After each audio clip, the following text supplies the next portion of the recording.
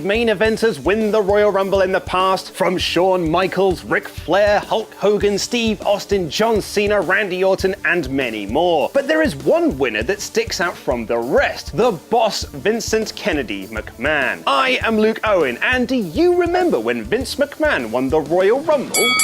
The year is 1998, and one of the hottest feuds in the WWF was Vince McMahon against Stone Cold Steve Austin. Towards the end of the year, McMahon had screwed Austin out of the title, and then ruined his chances of getting it back at the Survivor Series by backing The Rock as his new corporate champion. While Rock went into a long program with Mankind, Austin continued his battles with McMahon, further screwing the Rattlesnake by randomly drawing him as the #1 entrant in the 1999 Royal Rumble. With Austin as the first man out, there would be no chance in hell he was going to win his third Rumble in a row and main events WrestleMania. However, a spanner in McMahon's plan was thrown by Commissioner Shawn Michaels, who announced that Vince McMahon would not be the number 30 spot as he wanted, and would instead be the #2 entrant in the Royal Rumble. While this opened up a lot of possibilities for the match itself, the true highlight was the training videos of Shane McMahon getting his pup into ring shape by punching meat and chasing chickens. The 1999 Royal Rumble is a show that is most memorable for its brutal I Quit WWF Championship match between The Rock and Mankind, but the Rumble itself also has its moments, although all those moments are built around Austin and McMahon. It began with the two battling before a distracted Austin allowed McMahon to escape under the bottom rope. Austin eliminated Golga and then ran after McMahon through the crowd. He found him backstage, but it was a trap set by the corporation, who beat him down in a bathroom. Austin was sent to the hospital, but would later drive back the ambulance to the arena so he could finish the match. You know,